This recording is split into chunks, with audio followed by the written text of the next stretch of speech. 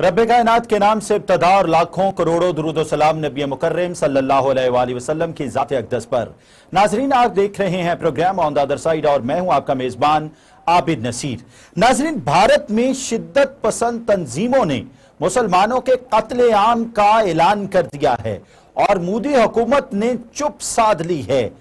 धरती की सुलगती छाती के बेचैन शरारे पूछते हैं, तुम लोग जिन्हें अपना न सके वो खून के धारे पूछते हैं। सड़कों की जुबान चिल्लाती है, सागर के किनारे पूछते हैं। ए रहबर मुल्को कौम जरा आंखें तो उठा, नजरें तो मिला, ये किसका लहू है, कौन मरा। ना भारत में मुसलमान सुख का सांस ले सकते हैं और ना ही मसीही बरादरी आसानी से जी सकती है। सिर्फ हिंदू भारत में जिएंगे और हिंदुओं को ही जीने का हक हासिल है। वो हुकूमत जिसने कहा था कि हम एक सेकुलर रियासत हैं, वो पूरी दुनिया में बेनकाब हो चुकी है कि वो सिर्फ और सिर्फ शिद्दत पसंदी पर मुहित है और पूरे भारत में शिद्दत पसंदी की तहरीकें बड़ी जोर पकड़ रही हैं। मुसलमानों का कत्लेआम जारी है और मुसलमानों के कत्लेआम पर कोई भी बात करने को तैयार नहीं है। और जहां मुल्क में बेशुमार जुल्म हो रहा है तो दूसरी तरफ चीन ने दिन में तारे दिखाए हुए हैं इंडिया को। और अब टेक्नोलॉजी की दुनिया है। चीन ने जिस तरह फौजी रिबोट सरहदों पर तैनात किए हैं, 120 फौजी रिबोट इस वक्त भारत की नींदें उड़ी हुई हैं कि जहां वो भारत के अंदर अकलियतों पर जुल्म कर रहे हैं। उनके बुरे दिन आ चुके हैं कि चाइना जो है वो सरहदों पर भारत को बहुत बुरी तरह मारेगा। ये तमाम बातें, हकायक और इसके पीछे नजरियात क्या हैं, इसी हवाले से हमारे साथ स्टूडियोज में मौजूद होंगे ताहिर इकबाल साहब जो सीनियर तज्जियाकार हैं। सर, बहुत शुक्रिया आपके वक्त का। टेलीफोन लाइन पे हमारे साथ मौजूद होंगे राना अली जोहेब साहब जो कि सीनियर तज्जियाकार हैं और स्काइप पे हमारे साथ मौजूद होंगे इंतहाई सीनियर तज्जियाकार हैदर जावेद सैयद साहिब। सर, बहुत शुक्रिया आपके वक्त का। हैदर जावेद सैयद साहब से मैं शुरू करना चाहूंगा। सर, जब शिद्दत पसंद तंजीमें मुसलमानों के कत्लेआम का ऐलान कर दें, पूरे भारत में मुसलमानों पर जमीन तंग कर दी जाए, तो फिर सर कहां सेकुलर रियासत रह जाती है, क्या कहेंगे? पहली बात तो यह है, भारत का जो कॉन्स्टिट्यूशन है वो सेकुलर है सर। बीजेपी जो है वो एंटी सेकुलर सियासत करके जीती है, हिंदू तबा की सियासत है बीजेपी की। बीजेपी बुनियादी तौर पर आरएसएस की का सियासी चेहरा है। आप बीजेपी को ये ताना नहीं दे सकते कि बीजेपी ने जो है वो सेकुलरिज्म का बेड़ा गर्क किया या बीजेपी ने सेकुलरिज्म के चेहरे को मस्त किया। बीजेपी तो सेकुलरिज्म के मुखालिफ जीत कर आई है। असल बुनियादी बात जो हमारे यहाँ पाकिस्तान में समझने वाली है वो ये है कि बीजेपी की जो सियासत है वो सेकुलरिज्म के खिलाफ थी और उस सियासत की इब्तिदा जो है बीजेपी ने गुजरात से की थी। गुजरात के कसाई के नाम से मशहूर होने वाला आदमी जो है, जिस पर वो कई साल तक अमेरिका में दाखिले पर पाबंदी रही, जब वो भारत का वजीर आजम बना तो जाहिर वही नजरियात और वही रवैया जो गुजरात में मुसलमानों के साथ अपनाया गया था वो बाकी हिंदुस्तान में भी अपनाया जाना था। आप पिछले साल जो शाहबाद में हुआ धरना है उसको देख लीजिए। उस धरने के से पहले की सूरत हाल क्या है, जो नए शहरी कवानीन आए थे उसके बाद सूरत हाल क्या बनी, फिर धरने के बाद सूरत हाल क्या बनी, धरने के बाद जो दिल्ली में फसादात हुए, जिस तरह मुसलमानों पर जमीन तंग की गई, उनके घरों पर और कारोबारी दुकानों वगैरह पर कब्जा किया गया, मसाजिद पर झंडे जाके लहराए गए। तो कहना यह है कि बीजेपी का एक अपना नजरिया है। सर, क्या वो नजरिया ये है कि जिसको देखें जो उनके नजरियात को वायलेट करे या उसके खिलाफ आवाज उठाना चाहे उसको मार दिया जाए, कत्ल कर दिया जाए?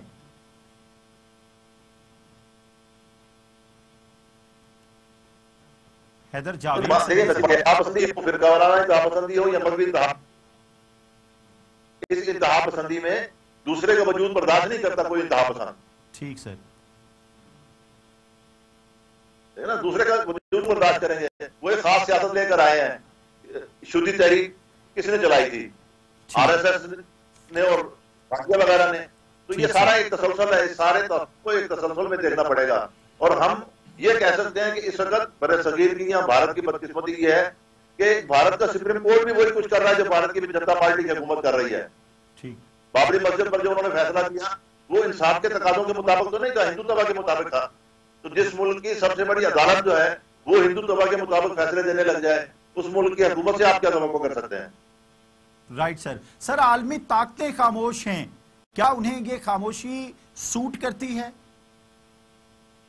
184 अरब डॉलर की इन्वेस्टमेंट आपके पास तो नहीं है ना, भारत में है उनकी मल्टीनेशनल कंपनियों की।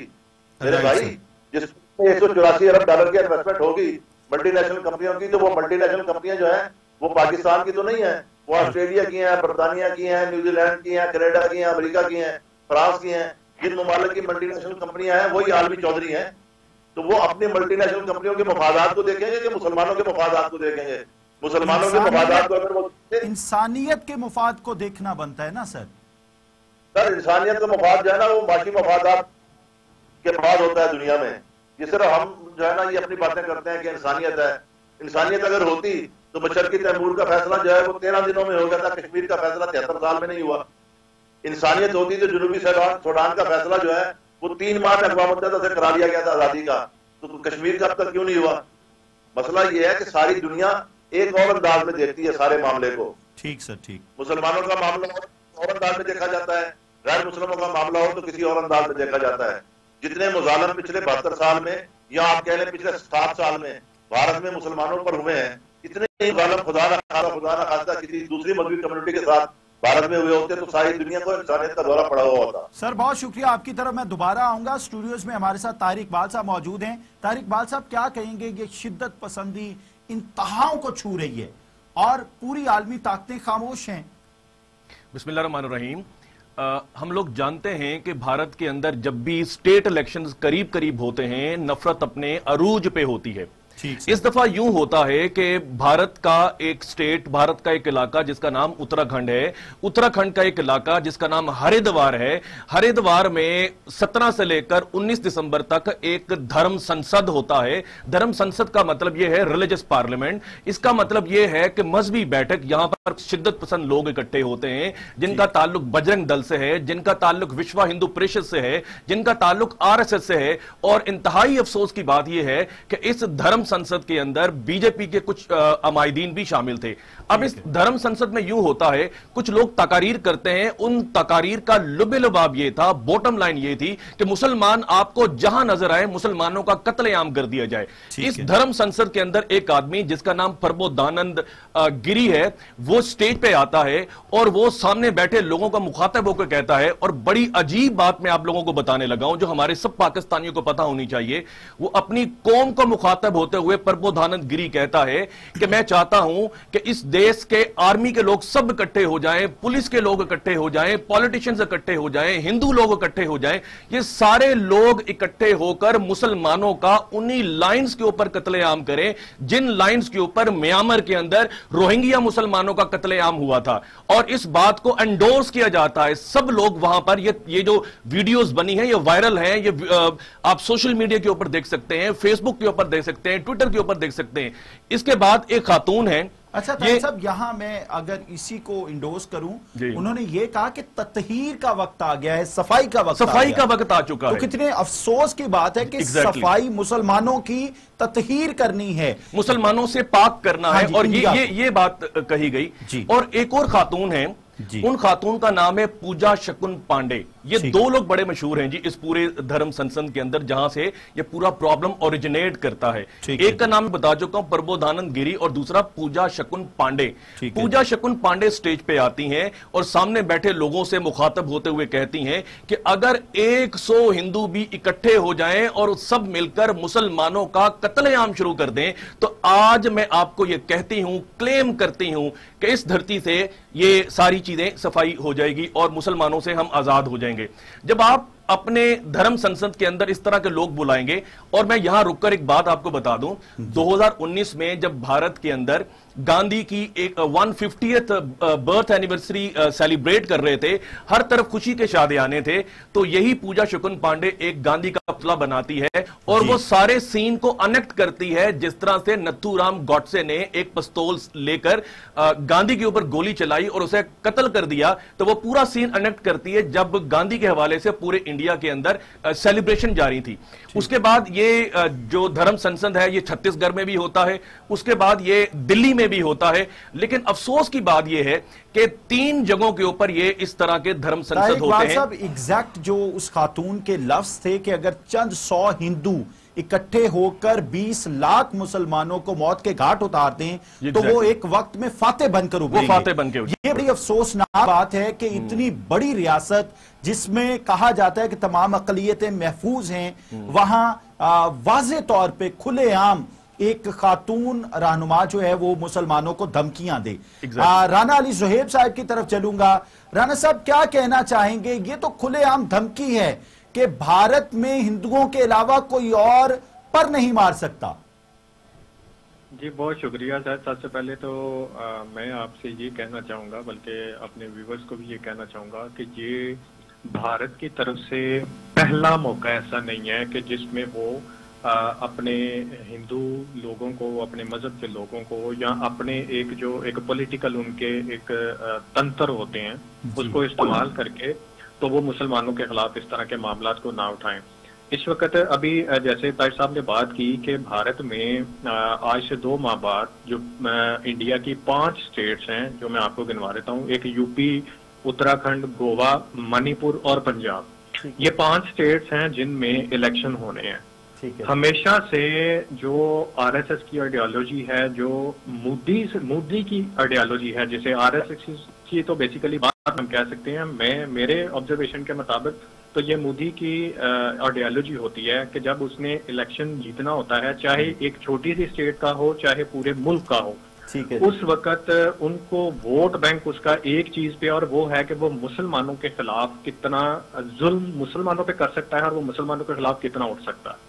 तो ये जो सारी एक कैंपेन जिसकी आप जिक्र कर रहे हैं कि एक तहरीकें उठ गई हैं, जो लोग इकट्ठे हो गए हैं, तो ये जो इन 5 स्टेट्स के अंदर इलेक्शन होने हैं, ये बेसिकली उस इलेक्शन की तरफ इशारा करते हैं। ये उस इलेक्शन को जीतने का जो एक मामला है ना, ये उसके लिए ये सारे टैक्टिक्स जो हैं वो इस्तेमाल किए जा रहे हैं। तो इसके लिए जो सेकुलर की आपने बात की, सेकुलर देखें वो उनके आइन तो उनका सेकुलर है, लेकिन उनके अंदर सेकुलरिज्म पाया नहीं जाता। राना साहब आपकी तरफ दोबारा आता हूं। हैदर जावेद सैयद साहब का मौकफ लेंगे। सर क्या ये सब कुछ इलेक्शन जीतने के लिए हो रहा है? सर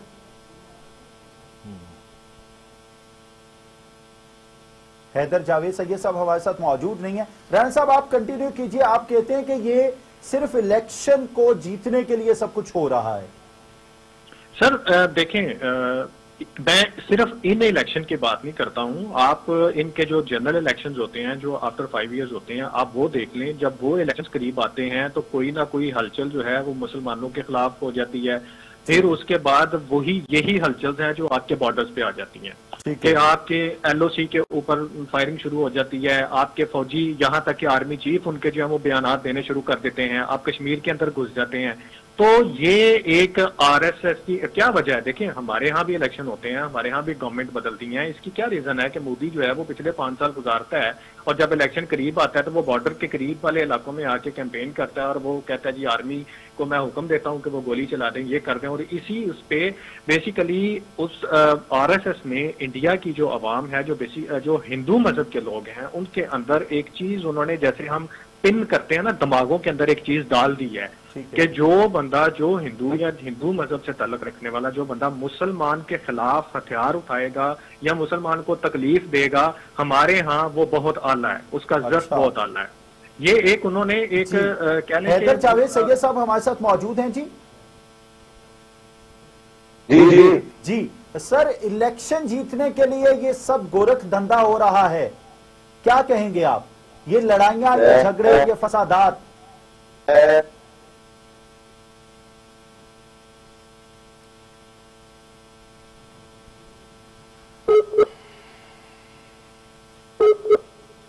जी हैदर जावेद सैयद साहब हमारे साथ मौजूद होंगे थोड़ी देर बाद। तारिक इकबाल साहब की तरफ आएंगे। तारिक इकबाल साहब क्या कहना चाहेंगे? ये सारे दंगे फसाद सिर्फ इलेक्शन के लिए कोई पैंतरा है?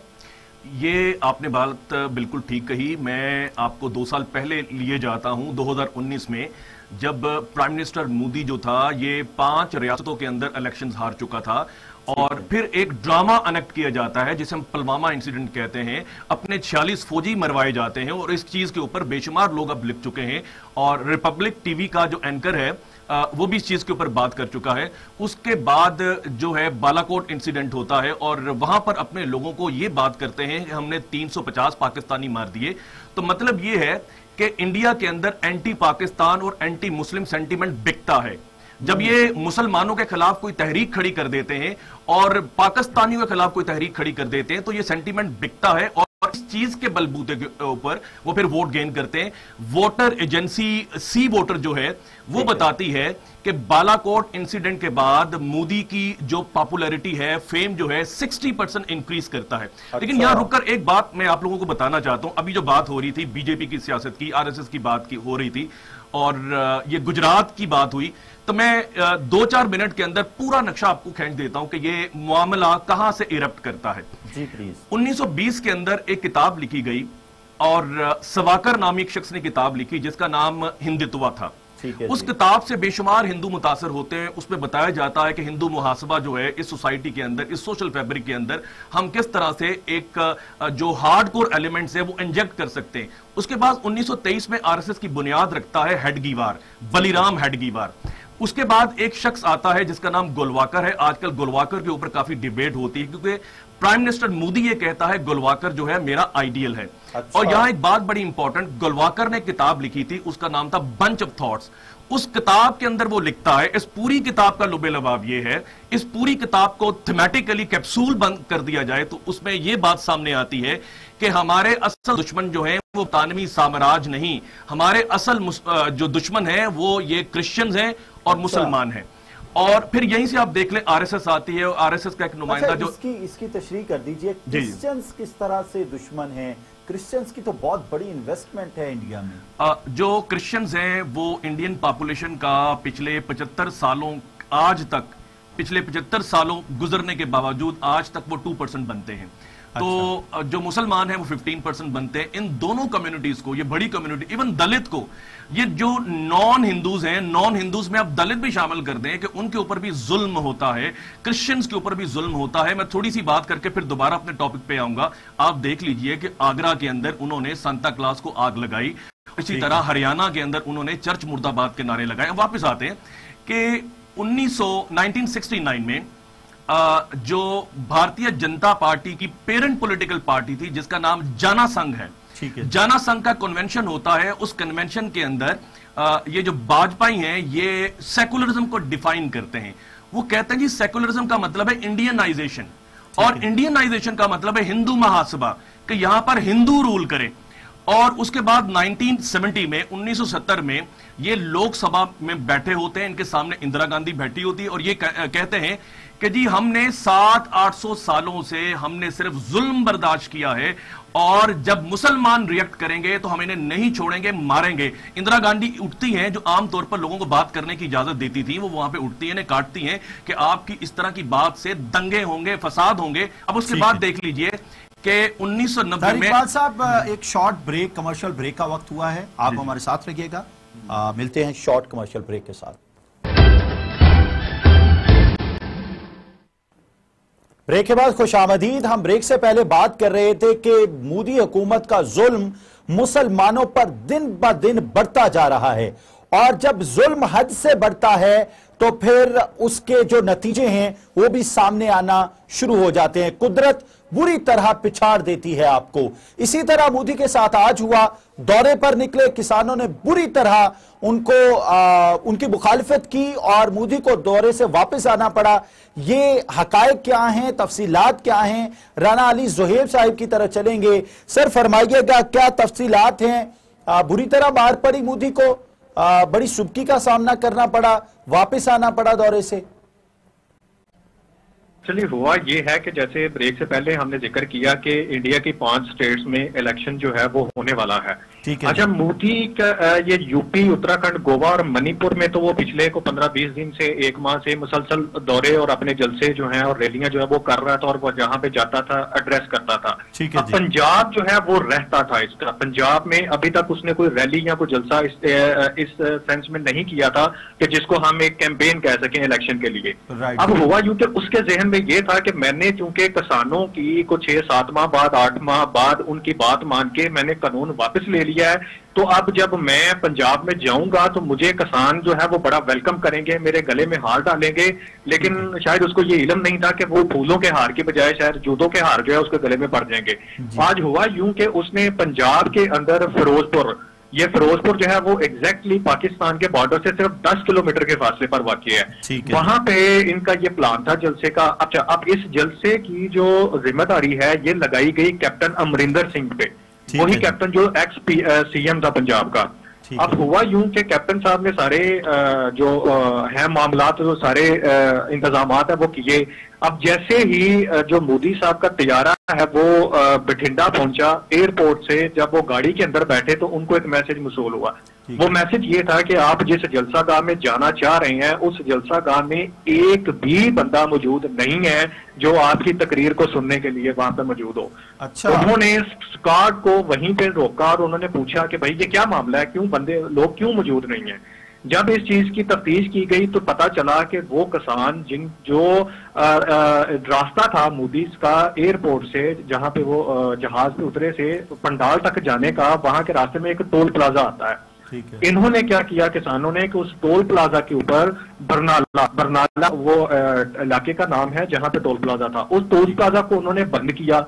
बंद करने के बाद उन्होंने दोनों तरफ के रोड जो है वो क्लोज कर दिए। ठीक है। मकसद उनका ये नहीं था कि जो लोग जलसे में जा रहे हैं उनको रोकना, उनको मकसद नहीं था। जो लोग जाते थे उनको सिर्फ वो एक बात कहते थे, वो ये कहते थे कि क्या आप उस इंसान के जलसे में जाना चाहते हैं जिसने 750 किसान मार दिए अपने। अच्छा राणा साहब, आप ये कह रहे हैं कि 1 अरब 30 करोड़ लोगों के मुल्क में, जिसका 2014 से पीएम है मोदी, कोई एक बंदा सुनने वाला नहीं था।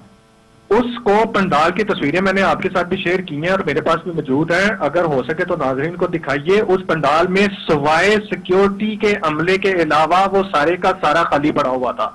अच्छा। उस वक्त तक खाली था जिस वक्त तक मोदी जो है वो वापस नहीं लौटा। दूसरी बड़ी बात ये देखें, उसने अपनी जिद पे, चूंकि जिद्दी तो है, अपनी जिद पे अड़ने के लिए उसने कहा जी आप चले, मैं देखता हूं कि वहां पे क्यों नहीं है लोग या कैसे नहीं है। जब वो आधे रास्ते में पहुंचा तो रास्ते में एक वो है झील है, झील के ऊपर एक पुल है, वो उस पुल के ऊपर जब पहुंचे हैं तो उनकी गाड़ियां रोक दी गई क्योंकि आगे ट्रैफिक बंद थी, जैम था, कोई नहीं जा सकता था। 20 मिनट तक एक मुल्क के प्राइम मिनिस्टर का जो स्क्वाड है वो 20 मिनट तक एक जगह पे खड़ा रहता है, जिसके बिना पर उसको सिक्योरिटी रिस्क, और यहां तक के एंड पे फिर वहीं से उसको हेलीकॉप्टर के जरिए उठाया गया और उसको वापस भेजा गया दिल्ली। अच्छा। दिल्ली पहुंचते ही उसने जो पहली जो स्टेटमेंट अपनी ये जारी की कि मैं जिंदा हूं, अभी मैं मर नहीं गया, लेकिन मैं सीएम पंजाब और आईजी पंजाब आप दोनों को देख लूंगा, क्योंकि आप दोनों ने आज मेरे साथ जो किया है ना वो मैं जिंदगी भर भूल नहीं सकता हूं। अच्छा। तो ये हम ये समझते हैं कि ये जो पंजाब की गैरतमंद कौम, खास तौर पे जो किसान गैरतमंद हैं, जिन्होंने अपने 750 लोगों की जो जाने गई हैं उनको जाया नहीं जाने दिया, उन्होंने आज मोदी को उसकी बेसिकली उसकी एक ऐसे चित्रोल की है कि जो उसके पूरे सियासी कैरियर में शायद इससे पहले नहीं हुई होगी। अच्छा, ये तकरीबन 3000 प्लस हर वक्त मोदी के आसपास जो है ना सिक्योरिटी के लोग मौजूद होते हैं। आप कहते हैं वो सिक्योरिटी क्लियरेंस नहीं दे सके। तारिक बाल साहब, आपकी तरफ आऊंगा, ये मकाफात अमल कहेंगे आप इसे? जी देखें, जब 2014 में जब इंडिया पे एक नया सूरज नमूदार होता है और प्राइम मिनिस्टर मोदी इक्तदार की मसनद पर आकर बैठता है तो लोगों से कुछ वादे वईद करता है, जिसमें एम्प्लॉयमेंट के हवाले से वादे थे और किसानों के हवाले से कुछ रिफॉर्म्स थी। लेकिन आप देख लें कि पिछले 7 साल होने को हैं कि अभी तक कोई वादे वईद पूरे नहीं किए। और पिछले साल हम देख चुके हैं कि कोविड के दिनों में किसानों ने दिल्ली में आए और दूर दराज इलाकों से आए और हरियाणा से आए, बिलखसूस पंजाब से आए, और हमारे जो सिख भाई हैं बिलखसूस वो आए, ट्रैक्टर लेके आए, और फिर अपने कुछ मुतालबात तो उन्होंने मंजूर करवाए, लेकिन at the end of the day एक उनके अंदर एक डिस्टर्बेंस है, एक डिससेटिस्फैक्शन है। तो मेरा तो गुमान था कि जब भी मोदी पंजाब आएगा किसी भी इलेक्शन कैंपेन के लिए और सिर्फ वोट लेने आएगा तो इसी तरह का रवैया उसके साथ रवा रखा जाएगा, क्योंकि यहां के लोग जिस तरह से अभी बात की जा रही है। जबरदस्त तारिक इकबाल साहब, आपने बड़ा जबरदस्त उसको इंडोर्स किया, एलेबरेट किया। राना अली ज़ुहैब साहब की तरफ चलेंगे। सर, चाइना ने अपने झंडे गाड़ दिए हैं मुख्तलिफ जगहों पर और जो है रिपोर्ट फौजी तैनात कर दिए हैं। वक्त हमारे पास कम है सर, 2 से 3 मिनट में समाप्त कीजिएगा। अब कहां कहां भारत को सुबकी का सामना करना पड़ेगा, कहां कहां मारपीट होने वाली है इस मोदी हुकूमत की, जिसने पूरी दुनिया में जुल्म की जो दास्तानें रकम की हैं? सर देखें, मैं आपको बताता हूं कि 1 जनवरी को न्यू ईयर के मौके पर चाइना ने एक वीडियो रिलीज की अपने स्टेट मीडिया को, और उस वीडियो में उन्होंने अपना नेशनल एंथम और नेशनल जो उनका फ्लैग था वो रेज किया गुलवान घाटी के ऊपर। रेज करने के बाद उन्होंने ये शो किया कि हमने लद्दाख के अंदर मुकम्मल जो कंट्रोल है वो हमने ले लिया है। अब ये ताई साहब को भी पता होगा कि जो एक उनकी झील है जो बड़ी मशहूर है वहां पे लद्दाख के अंदर, जी जी जी बिल्कुल, उसके जो एक पुल है ना, वो पुल बेसिकली बहुत अहमियत का हामिल है दोनों कंट्रीज के लिए। ठीक है। उसके साथ ही चाइना जो है अपना एयरपोर्ट तमीर कर रहा है। ठीक है। हुआ ये था कि ये कलाशी से पहले ये 5 पॉइंट ऐसे हैं कि जिन पे ये इनकी जंग रहती है। 5 एरियाज आप उनको कह सकते हैं। ठीक है जी। पहले वो 4 एरियाज इंडिया के पास थे और सिर्फ 1 पॉइंट चाइना के पास था। अब 1 जनवरी को जो झंडा रेज किया गया है, उस झंडे के मुताबिक, उस रिपोर्ट्स के मुताबिक और उस डिटेल के मुताबिक 4 पॉइंट्स चाइना के पास है, जबकि 1 पॉइंट पे सिर्फ इंडिया रह गया। उनकी वीडियो के बाद उन्होंने ये कहा कि हमारी 125 करोड़ जो अवाम है उनमें हम क्या मुंह दिखाएंगे। जी बिल्कुल ठीक है राणा साहब, हमारे पास आखिरी 1 मिनट है। तारिक इकबाल साहब से सिर्फ सर 30 सेकंड में वाइंड कीजिएगा। सर, होने क्या जा रहा है? असल में जो आपने बात की, ये तिब्बतीन प्लेटो है, वहां पर इस मौसम के अंदर शदीद सर्दी होती है, सब जीरो टेम्परेचर होता है। ठीक है। और चाइना ने एक कमाल काम किया, पूरी दुनिया जो है वो महवे हैरत है कि उन्होंने अपने रिपोर्ट्स वहां पर सेंड कर दिए। रिपोर्ट्स 3 तरह के उन्होंने सेंड किए। एक तो जो ऑटोमेटिक उनकी व्हीकल्स थी वो सेंड कर दी, और उसके बाद उन्होंने म्यूल्स जो थे, म्यूल्स से मुराद खच्चर जो थे, वो सेंड कर दिए जो 125 किलो तक जो एम्यूनिशन है वो कैरी कर सकते हैं। उसके बाद जो इंसानी जो हुलिये के अंदर, साफ के अंदर। शुक्रिया तारिक इकबाल साहब हमारे साथ मौजूद थे स्टूडियोज में, और राना अली ज़ुहैब साहब हमारे साथ टेलीफोन लाइन पे मौजूद थे। 120 रिपोर्ट जो हैं वो चाइना ने भेज दिए हैं। इस वक्त भारतीय मीडिया भी मोदी पर चीख रहा है कि तुम क्या कर रहे हो, हमारा मुल्क तबाह होने जा रहा है। नाजरीन, जब अब जुल्म की इंतहा हो जाती है फिर कुदरत का एक कानून नाफिज हो जाता है। बहुत जल्दी नतीजा आने वाला है जब मोदी हुकूमत इस बात को मानेगी कि ये जो जुल्म मैंने रवा रखे थे ये मुझे नहीं रखने चाहिए थे। इजाजत दीजिए, कल हाजिर होंगे नए प्रोग्राम के साथ। अल्लाह हाफिज।